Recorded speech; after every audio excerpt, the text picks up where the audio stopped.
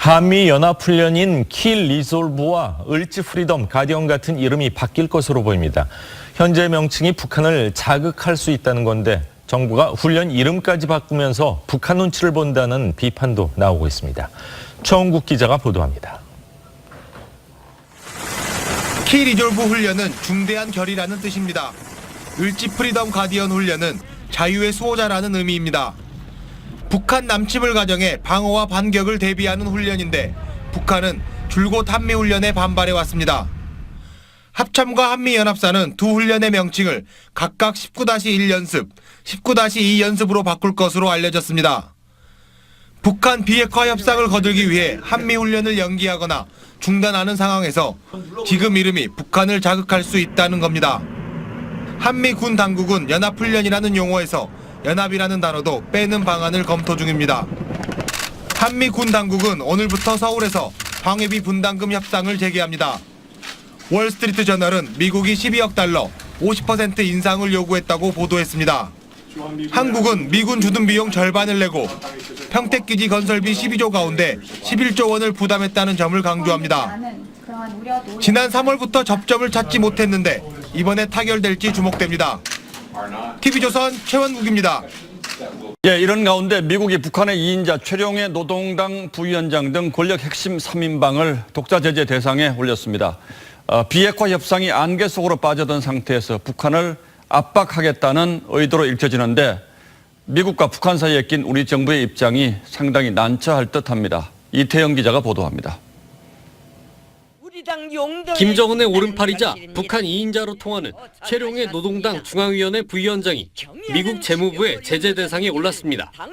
검열과 인권 유린을 감독하는 정경택 국가보위상과 사상 검열 등을 담당하는 선전선동부 박광호 노동당 부위원장도 포함됐습니다.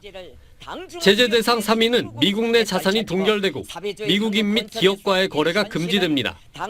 제재 이유는 북한의 지속적이고 심각한 인권 침해 때문이라고 재무부는 밝혔습니다. 문우신 미 재무부 장관은 미국은 북한 정권의 인권과 자유 침해를 규탄해왔다며 제재를 유지하겠다고 밝혔습니다. 인권과 관련한 미국의 대북 제재 대상 발표는 2016년 김정은 위원장을 시작으로 이번이 4번째입니다. 중국은 이번 미국의 독자 제재에 대해 우려했습니다. 중국 외교부 루캉 대변인은 한반도 정세가 중요한 시기에 정세를 완화하는 데 상반되는 일을 해서는 안 된다고 말했습니다. 미국은 한미연합훈련 유예 등 대북 유화책을 펼치는 동시에 2인자 최룡해 제재까지 나서는 등 북한을 강하게 압박하고 있습니다. TV조선 이태영입니다. 김정은 위원장을 위인이라고 부르며 공산당이 좋다고 외쳐 논란이 됐던 위인맞이 환영단이 이번에는 지하철 광고를 하겠다며 그 도안을 공개했습니다. 국회에서도 오늘 김정은 위원장의 입간판을 세우고 서울 방문을 촉구하는 행사가 열렸습니다. 보도에 김보건 기자입니다. 국회 기자회견장에 북한 김정은 국무위원장과 문재인 대통령의 입간판이 들어섭니다. 민중당은 서울 남북 정상회담을 지지하며 김정은 국무위원장의 서울 답방을 열렬히 환영합니다. 민중당 이상규 상임대표는 헌법재판소 결정으로 해산된 통합진보당 소속 국회의원 출신입니다. 민중당은 전국적인 김정은 환영운동을 시작하겠다며 남측의 의리와 동포애를 유감없이 보여주자고 했습니다. 문재인 대통령을 비롯한 남측 동포들을 위해 메뉴판 하나까지 꼼꼼히 준비한 세심한 배려와 정성. 이제 우리가 화답해야 합니다. 미국에는 대북 제재와 압박을 중단하라고 요구하고 문 대통령에겐 오이사 조치를 먼저 해제하라고도 요구했습니다. 대북 제재는 우리 민족을 위하는 한반도 평화를 위하는 대북 제재가 아닌 자기들을 위하는 대북 제재가 아닌가 싶을 정도로. 김정은을 위인이라고 부르는 위인맞이 환영단은 지하철 광고안을 공개했습니다. 분홍색 배경에 코트를 입은 김정은의 사진을 넣고 올 연말 최고의 선물이라고 썼습니다. TV조선 김보건입니다. 북한은 김정은 위원장의 답방 요청엔 침묵하고 있지만 실무회의는 꾸준히 응하고 있습니다. 평양에선 산림 실태조사 방안을 협의하는데요. 또 내일은 GP 파괴를 서로 조사할 예정인데 북한은 검증단이 만날 곳에 황색 깃발을 달았습니다. 조정린 기자입니다. 우리 산림 협력 대표단은 오늘 베이징에서 평양으로 들어갑니다. 지난 10월 합의한 북측 양묘장 현대화 사업을 추진하기 위한 조사 방안을 협의합니다. 내일 시작될 비무장지대 감시초소 GP 철거 검증을 앞두고 북측은 남북 검증반이 만나는 군사분계선 지점에 황색 깃발을 설치했습니다. 가로 3m, 세로 2m 크기인데 남북 양측은 이 깃발 아래에서 만나 철거한 GP로 함께 이동합니다. 문재인 대통령은 어제 수석 보좌관 회의와 재외공관장 만찬에서 김정은 답방을 직접 거론하진 않았습니다. 한반도 문제는 우리가 주인이라는 인식이 매우 중요합니다. 비핵화 진정과 남북관계 발전을 위해 적극적인 노력이 필요하며 김정은 답방이 중요하다는 점을 강조한 것으로 볼 수 있습니다. 북한 내부 일정을 감안하면 이번 주나 다음 주 답방은 어려운 상황. 청와대는 북측이 결심하면 언제든 맞이할 준비를 한다는 방침인 것으로 전해집니다. 대통령 특보인 문정인 교수는 어제 서울 답방이 이뤄지면 세기의 결단이며 남북 관계에 큰 획을 긋는 사건이 될 것이라고 주장했습니다. TV조선 조정린입니다. 강릉선 KTX는 어제부터 운행이 재개됐습니다. 고장 감지 케이블이 잘못 꽂힌 게 드러났는데 코레일은 3번이나 선로를 점검했지만 잘못된 부분을 찾지 못했다고 합니다. 문 대통령도 강하게 질책했습니다. 박상현 기자입니다. 승객들이 줄지어 KTX에 오릅니다. 어제 새벽 5시 반 강릉역에서 승객 100여 명을 태운 KTX가 출발했습니다. 이번 사고는 기차 방향을 조정하는 선로 전환기 오류로 드러났습니다. 노선 상태를 알려주는 선로 전환기 케이블이 반대로 꽂혀 있었습니다. 알람을 울리는 회로가 거꾸로 꽂혀져 있었던 거예요. 작년도 6월 달에 설치가 됐어요. 당시 납품은 한국철도시설공단이 하셨고요. 코레일과 철도시설공단 간의 책임 공방도 벌어졌습니다. 더 큰 문제는 지난해 12월 강릉선이 개통한 뒤 코레일이 3차례나 선로를 점검했지만 오류를 발견하지 못한 겁니다. 설계 단계부터 잘못됐다는 지적도 나왔습니다. 철도조사위원회가 회선 도면을 확인한 결과 설계도에 문제가 있었던 것으로 드러났습니다. 조사위는 강릉선 KTX 노선 전체에 대해 회로를 점검하라고 긴급 권고했습니다. 문재인 대통령은 어제 수석보좌관 회의에서 부끄럽고 민망한 사고라고 질책했습니다. 안정권을 국민의 새로운 기본권으로 천명하고 있는 정부로서는 참으로 국민들께 송구스럽고 부끄러운 사고입니다. 야당은 삼선 의원 출신으로 전문성이 없는 오영식 사장 사퇴를 요구했습니다. 이학재 바른미래당 의원은 새 정부가 코레일과 5개 자회사에 임원 37명을 임명했는데 이 가운데 35%, 13명이 정치인 낙하산 인사라는 자료를 공개했습니다. TV조선 박상현입니다. 미국이 북한 2인자인 최룡해 노동당 부위원장 등 3명에 대한 제재를 발표했습니다. 북한의 심각한 인권 침해에 핵심 역할을 했다는 건데 비핵화 협상이 열리지 않는 상황에서 미국의 압박 조치로 풀이됩니다. 첫 소식은 유지영 기자입니다. 미국 재무부가 북한의 인권 유린과 관련해 정권 핵심 3인방을 제재 대상으로 지정했습니다. 대상에 오른 인물은 최룡해 노동당 중앙위원회 부위원장과 정경택 국가보위상, 박광호 노동당 부위원장. 재무부는 최 부위원장이 북한의 2인자로 보인다며 북한 주민에 대한 통제권이 있는 노동당 조직 지도부장을 맡고 있다고 설명했습니다. 또 정경택 국가보위상은 검열과 인권 유린을 감독하는 역할을, 박광호 노동당 부위원장은 사상 검열과 정보 통제 등을 담당하는 선전선동부를 책임지고 있다고 밝혔습니다. 인권 유린과 관련한 미국의 대북 제재는 지난 2016년 김정은 위원장 등을 시작으로 이번이 4번째. 제재 대상은 개인 32명, 기관 13곳으로 늘었습니다. 2차 미북 정상회담 개최가 언급되는 상황에서 나온 이번 제재는 비핵화까지 제재와 압박을 지속하겠다는 미국의 의지를 강조한 것으로 풀이됩니다. 이와 관련해 문정인 대통령 통일외교안보 특보는 남북 관계가 앞서가면 미북 관계에 어려움이 있을 것을 미국이 우려하고 있다고 밝혔습니다. Americans saying that North Korea has not responding to us. We have been making phone calls to Choi Sun-hee and to Kim Young-chul more than 10, 20 times, but no return call from Pyongyang. 미국의 제재 대상에 오르면 미국 내 자산이 동결되고 미국인 및 미국 기업과 거래할 수 없게 됩니다. TV조선 유지현입니다. 사법행정권 남용 혐의로 구속 기소된 임종헌 전 법원행정처 차장에 대한 첫 재판이 열렸습니다. 검찰과 임 전 차장 측은 치열한 신경전을 벌이며 공방을 이어갔습니다. 한송환 기자입니다. 사법행정권 남용 의혹으로 기소된 임종헌 전 차장 측은 첫 재판부터 검찰의 공소장 자체가 위법하다며 공소기각 판결을 해달라고 요청했습니다. 임 전 차장 측은 검찰의 공소장엔 공소장 일본주의를 위배한 중대한 위법이 있다고 주장했습니다. 공소장 일본주의에 따라 검사의 공소장에는 법원이 예단을 갖게 하는 서류나 문장 없이 공소장 하나만 제출해야 하는데 임 전 차장 것은 그렇지 않다는 입장입니다. 검찰이 한일 관계 악화, 남은 위안부 생존자 수 등을 공소장에 기재해 재판장이 편견을 갖게 했다는 겁니다.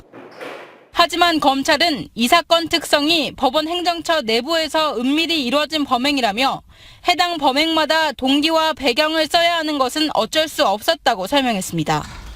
검찰이 임 전 차장의 수사 기록 등 증거 자료를 변호인 측에 제공하지 않는 것도 문제가 됐습니다. 임 전 차장 측은 검찰이 기록을 다 주지 않았기 때문에 혐의를 인정할지 여부조차 밝힐 수 없다고 했습니다. 변호인은 재판이 끝나고서도 검사에게 찾아가 모든 기록을 좀 공개해달라고 언성을 높이기도 했습니다. 법정에서 말씀드린 게 전부입니다. 재판부는 2차 공판 준비기일 전까지는 증거기록 전체가 열람될 수 있도록 검찰과 변호인의 쌍방 협조가 필요하다며 첫 재판을 끝냈습니다. TV조선 한송원입니다. 윤장현 전 광주시장이 14시간 조사를 받고 귀가했습니다. 검찰은 오늘도 다시 소환할 예정인데 윤 전 시장과 사기꾼 여성이 주고받은 260여 통의 문자 가운데 선거 관련 내용을 어떻게 해석할지가 쟁점입니다. 박경준 기자입니다. 윤장현 전 광주시장이 14시간가량 조사를 받은 뒤 검찰청사를 빠져나옵니다. 국민 여러분들과 시민 여러분 거듭 죄송한 말씀 드리고요. 공인으로서 부끄럼 없이 사실에 입각해서 조사 임하도록 하겠습니다. 윤 전 시장은 권양 수계자를 사칭한 49살 김 씨에게 속아 4억 5천만 원을 건넸습니다. 노무현 전 대통령 혼외자가 있다는 말에도 속아 김 씨의 자녀 2명을 취업 알선한 의혹도 받고 있습니다. 윤 전 시장은 조사가 힘들다며 중단을 원했고 오전 11시 다시 출석해 조사받을 예정입니다. 검찰은 윤 전 시장이 2017년 12월부터 올해 10월까지 김 씨와 12번 통화하고 268차례 문자를 주고받은 정황을 포착했습니다. 문자엔 공천과 정치활동 관련 내용이 상당수 포함된 걸로 알려졌습니다. 특히 지난 1월 김 씨는 재임하셔야죠. 이용섭에게 전화해서 시장 선거 출마 만료했고 알아들은 것 같다는 문자도 보냈습니다. 선거 이야기는 한 적 없고 돈을 건넨 게 공천과 무관하다는 윤 전 시장의 주장과 다르게 보일 수 있어 주목됩니다. 검찰은 윤 전 시장이 지방선거 출마를 포기한 뒤 김 씨에게 2차례 연락해 돈을 돌려달라고 한 사실을 확인하고 선거법 위반 여부 수사에 집중하고 있습니다. TV조선 박경주입니다. 다음 소식입니다. 마크롱 프랑스 대통령이 결국 노란조끼 시위대의 요구를 대폭 수용했습니다. 영국 메이 총리는 오늘 예정됐던 브렉시트 의회 표결을 전격 연기했습니다. 유지현 기자입니다. 정부의 유류세 인상으로 한 달여 지속되던 이른바 노란조끼 시위대에 프랑스 정부가 결국 무릎을 꿇었습니다. 마크롱 대통령은 대국민 담화를 통해 최저임금 인상과 저소득 은퇴자의 사회보장세 인상 철회 등을 발표했습니다. Je demande au gouvernement et au Parlement de faire le nécessaire afin qu'on puisse vivre mieux de son travail dès le début d'année prochaine. 프랑스의 세후 최저임금은 현재 월 1,185유로, 우리 돈 153만 원으로 내년부터 12만 원 정도가 더 오를 것이란 설명입니다. 유류세 인상 조치 철회에 이어 노란조끼 시위대의 요구를 대부분 수용한 셈입니다. 그러나 마크롱 대통령은 자신이 축소 개편한 일명 부유세의 원상복구 요구는 거부하면서 전반적인 개혁 노선의 유턴은 없을 것이라고 말했습니다. 영국 정부는 오늘로 예정됐던 브렉시트 합의안 승인 투표를 전격 연기한다고 밝혔습니다. If we went ahead and held the vote tomorrow, the deal would be rejected by a significant margin. We will therefore defer the vote scheduled for tomorrow. 영국은 그동안 브렉시트 합의안을 통과시켜 내년 3월 29일 EU를 탈퇴하거나 합의안을 부결시켜 노딜 상태로 EU를 탈퇴하는 두 가지를 놓고 선택해야 했습니다. 그러나 어제 유럽 사법재판소가 브렉시트 자체를 번복할 수 있다고 판결하면서 국민투표를 한 번 더 실시하자는 주장까지 탄력을 받고 있는 상황입니다. 여기에 야당은 메이 총리의 사임을 요구하고 나서 전국 혼란은 더욱 가중되고 있습니다. TV조선 유지현입니다. 자유한국당은요, 오늘 나경원, 김한경 두 후보 가운데 새로운 원내대표를 선출을 합니다.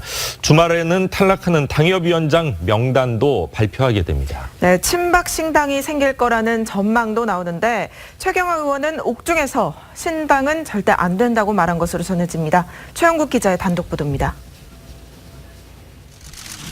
친박 신당 추진설은 박근혜 전 대통령 석방설이 나오면서 고개를 들었습니다. 친박당 생깁니다. 앞으로 두고 보세요. 박근혜 대통령은 존재 자체만으로도 국회의원 당선시킬 힘이 생겨요. 두고 보세요. 여기에 예정된 원내대표 경선, 이번 주 후반에 예정된 당협위원장 교체를 거치면서 친박의 반발이 신당 추진으로 나타날 가능성이 거론되기도 합니다. 대구 경북 의원을 중심으로 몇몇 의원이 신당 참여 인원으로 거명되기도 합니다. 제가 생각하기에는 우리 당으로서는 굉장히 그렇게 되면 불행한 사태가 올 수 있다. 지금 현재 이미 그 신당에 실체가 있는 거고요. 홍문종 의원은 그러나 새 원내대표와 당대표를 뽑은 뒤 바깥의 태극기 세력을 끌어들일 것이라며 자신의 탈당 가능성은 부인했습니다.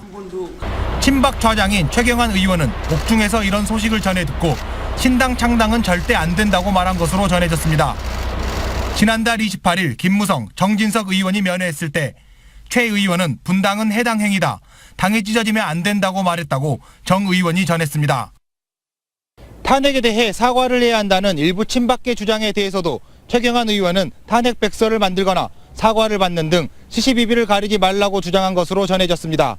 TV조선 최원국입니다. 박근혜 전 대통령 동생인 지만 씨가 어제 이재수 전 사령관 빈소를 찾았습니다. 네, 친구가 보고 싶다며 눈물을 보였는데요. 이 전 사령관은 오늘 대전 현충원에 안장됩니다. 박경준 기자입니다. 고 이재수 사령관 빈소를 찾은 박지만 이지 회장. 취재진 앞에서 눈물을 보였습니다. 제 인생에서 제가 사랑했던 분들이 아무 말 한마디 없이 갑자기 저를 떠나는 것이 상당히 괴롭습니다. 지금은 제 친구가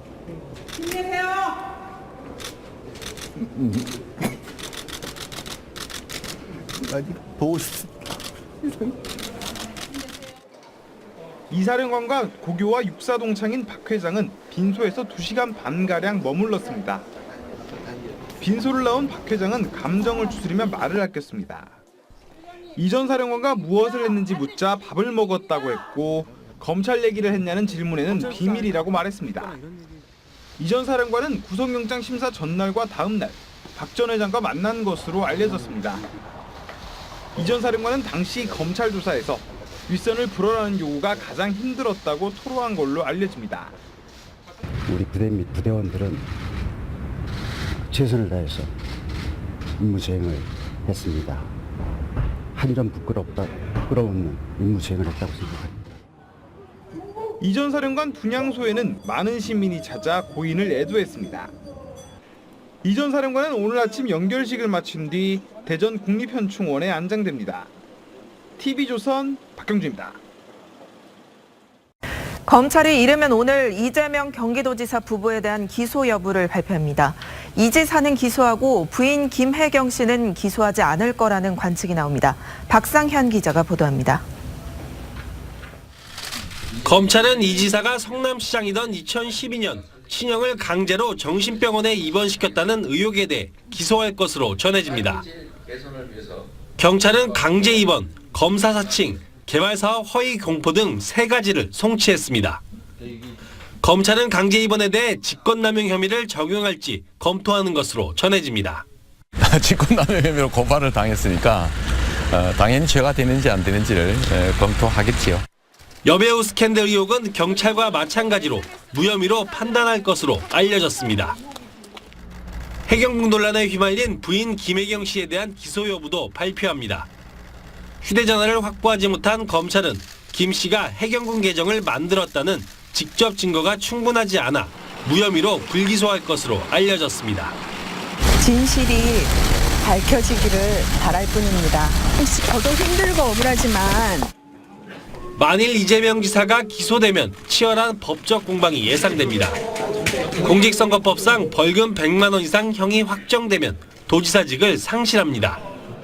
직권남용 혐의로 금고 이상의 형이 확정돼도 도지사직을 잃게 됩니다. TV조선 박상현입니다.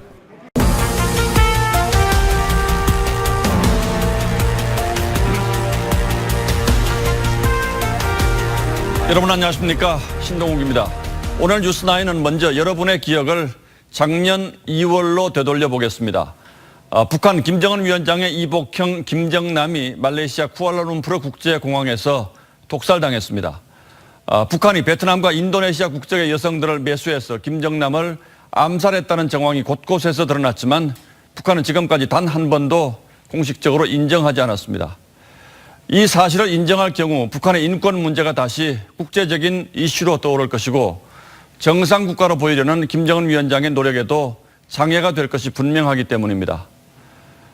그런데 북한이 베트남 국민을 범죄에 동원한 데 대해서 베트남 정부에 비공개로 사과했다고 우리 정부 관계자가 전했습니다. 이 말은 곧 북한이 김정남의 암살을 지시했다는 사실을 비공개로나마 인정한 것으로 해석될 수 있어서 적지 않은 파장이 예상됩니다. 이채연 기자의 단독 보도로 뉴스9 시작하겠습니다. 말레이시아 쿠알라룸푸르 공항에서 김정남을 공격한 건 베트남 국적 도안티 흐엉과 인도네시아 국적 시티 아이샤였습니다. 하지만 이들을 포섭한 북한 국적 남성이 4명 있었습니다. He left our country on the same day. He's from North Korea. That is at the moment. They are from North Korea. I don't confirm what they do. It's still under police investigation. I got to confirm. 이 용의자 중 한 명인 리지현은 리홍 전 베트남 주재 북한 대사의 아들이었습니다. 전직 자국 대사의 아들이 자국민을 포섭해 살인을 저지르자 베트남은 크게 반발했습니다.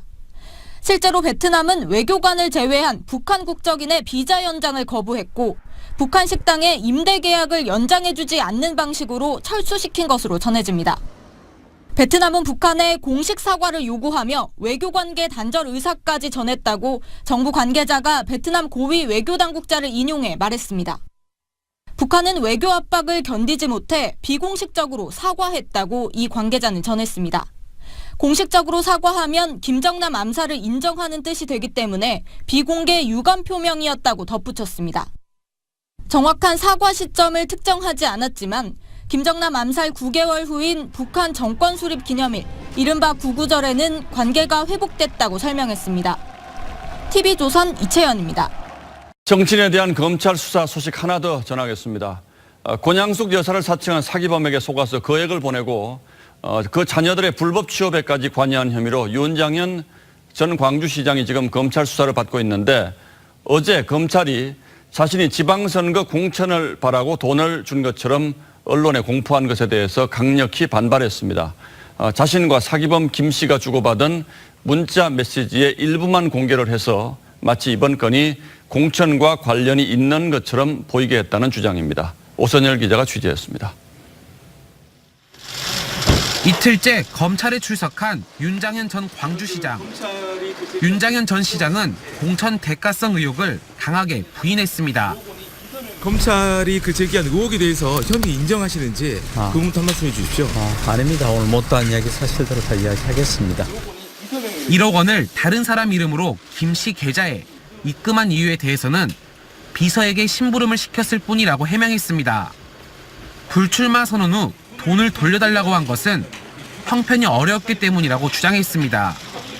그런 소득이 없이 연금 82만 원만 받고 살아가야 될 상황인 것 그래서 윤 전 시장 측은 검찰에 대해서도 강하게 불만을 표시했습니다. 검찰이 전체 문자 메시지에 일부분만 공개해 범죄가 확정적인 것처럼 비춰졌다고 주장했습니다. 윤 전 시장 대변인은 공천 대가성이 없다는 것을 법정에서 충분히 소명할 수 있다고 말했습니다. 전체적 흐름으로 보면 의례적인 덕담 수준이었습니다. 근데 그걸 가지고 마치 검찰은 이르면 내일쯤 윤장현 전 시장의 기소 여부를 결정할 계획입니다. TV조선 오승열입니다. 이재명 지사는 이런 결과를 예상했다며 당황스럽지 않다고 했습니다. 그리고 민주당을 탈당하지도 않을 것이며 앞으로 도정에 집중하겠다고 밝혔습니다. 민주당은 오늘 이재명 지사를 어떻게 할 것인지 경론을 벌였지만 결론을 내리지 못하고 내일로 결론을 미뤘습니다. 계속해서 강석 기자가 보도하겠습니다. 경기도청 신관에서 이재명 지사가 나옵니다. 미리 준비해온 종이를 꺼내들며 예상했던 검찰 수사 결과라고 말했습니다. 안타깝지만 예상했던 결론이라 그렇게 당황스럽지는 않습니다. 조폭 연루 등 각종 음해가 허구임이 밝혀져 오히려 감사하다며 앞으로는 도정에 전념하겠다고 밝혔습니다. 기소된 사건의 진실 규명은 법정에 맡기고 지금부터 오로지 도정에만 집중하겠습니다. 자진 탈당 가능성에 대해선 당원으로서 최선을 다하겠다고 선을 그었습니다. 저는 여전히 자랑스러운 민주당의 당원입니다. 맡은 바 소임에 최선을 다하고 당에 누가 되지 않도록 노력하겠습니다. 민주당은 고심 중입니다. 검찰의 기소 후 긴급 최고위원회를 열고 징계 여부에 대해 논의했지만 결론을 내지 못했습니다. 민주당은 회의에 빠진 홍영표 원내대표 등의 의견을 취합해 내일 입장을 발표할 예정입니다. 이재명 지사 기소 관련 건 그것도 역시 이 의견을 마저 듣고 내일 입장을 발표하도록 하겠습니다. 이 지사의 재판은 대법원 확정 판결까지 1년 이상 걸릴 것으로 예상됩니다. TV조선 강석입니다. 의원님 여러분들 감사합니다. 부족한 저에게 이런 중책을 맡겨주셔서 정말 감사하기도 하지만 앞으로 정말 해야 될 일, 이 막중한 책임에 대해서 무거운 책임감을 느낍니다. 저는 오늘 의원님들께서 과거가 아니라 미래를 선택했다고 생각합니다. 이제 분열이 아니라 통합을 선택했다고 생각을 합니다. 이제 우리 자유한국당은 정말 지긋지긋한 이제 계파 이야기 없어졌다고 생각합니다. 이제 정말 저희가 하나로 가야 된다고 생각을 합니다. 문재인 정부의 폭주, 여러분들 아마 무서우실 겁니다. 이 대한민국의 헌법 가치를 파괴하는 이 속도, 대한민국의 판을 바꾸려는 그 시도, 저희가 정말 해야 될 일이 많이 있습니다. 우리 하나로 뭉칩시다. 그렇게 해서 문재인 정부의 정말 저 실정 막아내고 우리가 지켜야 될 가치 지켜 가시길 바라겠습니다.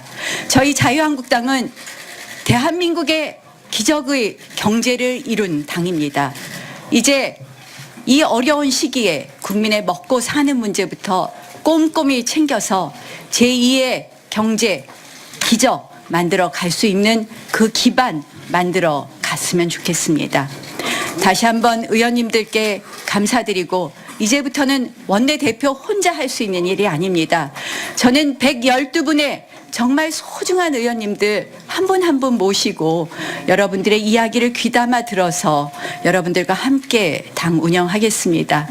제가요, 그 원내대표 선거하면서 정말 좋았던 것이 그동안은 이 한 분 한 분 만나서 이야기할 기회가 없었는데 한 분 한 분 만나서 이야기 들으면서 우리 의원님들의 정말 한 분 한 분의 역량을 알게 되고 의원님들 한 분 한 분의 어떤 가치를 또 철학을 알게 된 것이 너무 좋았습니다. 아마 제가 부족하지만 여러분들과 함께하면 정말 자유한국당이 총선 승리하고 그리고 정권 교체할 수 있다고 생각합니다. 우리는 할 수 있습니다. 고맙습니다. 검찰이 이재명 경기지사 관련한 여러 의혹 가운데 친형을 강제로 정신병원에 입원시킨 의혹, 그리고 과거 검사 사칭과 관련해서 지난 선거에서 허위 사실을 유포한 혐의 등 3가지 혐의를 적용해서 이 지사를 재판에 넘겼습니다. 하지만 영화배우 김부선 씨와의 관계에서 비롯된 여러 문제는 입증할 증거가 부족하다며 기소하지 않았습니다. 이 지사로서는 한편으로는 상당 부분 부담을 덜었지만 또 한편으로는 정치 생명 최대 위기를 맞게 됐습니다. 주원진 기자가 먼저 보도합니다. 검찰이 기소한 이재명 경기지사의 혐의는 크게 3가지입니다. 이사가 성남시장이던 지난 2012년 친형인 고 이재선 씨가 성남시청에 민원을 반복 제기하자 당시 보건소장과 정신과 전문의 등에게 친형 정신병원 강제 입원을 지시하고 공문을 작성하도록 한 혐의입니다. 검찰은 이 지사의 측근 외에는 참고인 수십 명의 진술이 모두 일치한다며 혐의가 있다고 판단했습니다. 두 번째는 검사 사칭 사건에 대한 허위 사실 공표입니다. 이 지사는 분당 파크부 특혜 분양 사건 당시 검사를 사칭한 혐의로 2004년 대법원에서 벌금 150만 원이 확정됐지만 지난 5월 지방선거 후보자 토론회에서 사칭하지 않았다는 취지로 발언해 허위 사실을 공포한 혐의가 적용됐습니다. 세 번째는 지난 6월 선거 공보물을 통해 대장동 개발이 입금 5,503억 원을 시민의 몫으로 환수했다고 썼는데 검찰은 당시 수익금이 발생하지 않았다며 허위 사실로 판단했습니다. 하지만 검찰은 김부선 씨 관련 의혹은 김 씨의 증언을 뒷받침할 만한 증거가 없다며 혐의 없음 처분했습니다. TV조선 주원진입니다. 국회가 관계자들을 불러서 KTX 열차 탈선 사고의 책임을 추궁할 예정이었는데 오영식 코레일 사장은 회의 시작 직전에 사표를 내고 국회에 나오지 않았습니다. 책임을 통감하며 사퇴한다는 말과 달리 무책임하다는 비판이 나왔고 어수선한 가운데 국회 상임위가 열렸지만 여야 간에 거친 말싸움만 오갔습니다. 홍혜영 기자가 취재했습니다. 여당인 더불어민주당은 회의 일정을 일방적으로 잡았다고 항의하며 상임위원장과 언성을 높였습니다. 지금 뭐하는 추태입니까 이게? 왜 이게 추태입니까? 일방적이라니! 독선적 행포 부리지 마시죠! 독선적이라니! 급기야 깡패 집단이냐는 말까지 나왔습니다. 아니 무슨 추태를 부리고 있어? 자리나 앉아요 자리에나. 자리에 앉지도 않고 무슨 여기가 깡패 집단이야? 민주당이 사과를 요구하며 소란이 계속되자 이번엔 야당 의원들이 말렸습니다. 여야가 전부 삿대질하고 소리 지르면 국민들께서 저놈들도 하고 자빠졌다 소리 안 나올 겁니까? 야당은 사퇴한 오영식 코레일 사장이 회의에 불참한 것을 두고 무책임하다고 지적했습니다. 국무회의를 마치고 오후 늦게 참석한 김현미 국토교통부 장관은 의원들의 성토에 책임질 각오가 돼 있다고 말했습니다. 몇 번을 사과하고도 이게 해결이 안 되면 본인이 책임질 각오를 먼저 하셔야 되잖아요. 네, 저도 그렇게 하고 물러나신다는 각오. 김 장관은 감사원에 코레일 차량 정비와 대처 문제에 감사를 청구했다고 말했습니다. TV조선 홍혜영입니다. KTX가 불안한 이유가 또 하나 확인됐습니다. 이번에 사고가 난 KTX는 사고 30분 전, 그러니까 출발하기 전에 이미 신호기 이상이 감지가 됐다고 합니다. 하지만 출발을 강행했고 사고 직전에는 3분만 시간을 더 달라는 다급한 요청이 있었지만 그 역시 묵살됐습니다. 결국 막을 수 있는 사고였다는 얘기인데 왜 이런 일이 일어났는지 차정성 기자가 보도합니다. 오전 7시 7분 철도교통관제센터에서 다급하게 큰일 났다고 합니다. 강릉기지 관제원도 신호기 장애가 발생했다고 합니다. 7시 12분 관제센터는 초기 대응팀을 내보내라는 지시를 내리고 7시 14분 열차는 출발합니다. 7시 17분 관제센터가 나가는데 지장 없냐고 묻자 강릉역 관제원은 올라가는 건 이상 없다고 답합니다. 7시 34분 관제센터가 초기 대응팀이 현장에 도착했냐고 묻자 강릉역은 도착했다면서 3분만 시간을 내달라고 하는데 어떻게 하느냐고 되묻지만 답이 없습니다. 그리고 1분 후 열차를 몰던 기장은 탈선했다고 보고합니다. 누군가가 열차를 중단을 시켰어야 돼요. 이 굉장히 3분만 시간 더 달라고 굉장히 급하게 하는데 여기서 판단을 좀 못한 것 같습니다. 김현미 국토부 장관은 이런 교신 내용도 처음 듣는 듯한 반응을 보였습니다. 또 관제사와의 통신 내역도 수사 대상에 들어가니까요. 예, 그러니까 이 내용을 조사 대상에 자세히 들어가는데 가지고 그걸 조사하겠습니다. 한번 TV조선 차정승입니다. 강릉선 KTX 탈선 사고의 책임을 지고 오영식 코레일 사장이 물러났습니다. 철도 관련 전문성이 없는 인사로 임명 때부터 낙하산 인사라는 꼬리표가 붙어 다녔는데 열차 사고가 잇따르고 국민의 불신 그리고 야당의 퇴진 압력이 커지자 결국 책임을 통감한다며 사퇴했습니다. 그러나 사고의 원인을 전 정권 탓으로 돌리는 듯한 퇴임사로 다시 한번 논란을 불렀습니다. 지선호 기자가 취재했습니다. 어제만 해도 강릉선 KTX 승객을 찾아 안전운행을 다짐했던 오영식 사장. 불과 하루 만에 전격 사퇴 의사를 밝혔습니다. 국토교통부 장관과 국무총리에 이어 어제 임명권자인 문재인 대통령까지 나서서 질책하자 결국 오 사장도 더 이상 자리를 지키지 못했습니다. 참으로 국민들께 송구스럽고 부끄러운 사고입니다. 오 사장은 국민의 안전과 생명을 지키는 것이 코레일의 사명이자 존재 이유라며 연이은 사고에 책임을 통감한다고 밝혔습니다. 2005년 민영화 이후 코레일에서 3년 임기를 채운 CEO는 오 사장을 포함해 단 한 명도 없습니다. 다만 오 사장은 과도한 경영 합리화와 민영화 등이 사고의 근본적인 원인이라며 지난 정부의 공기업 선진화 조치에 대한 비판도 덧붙였습니다.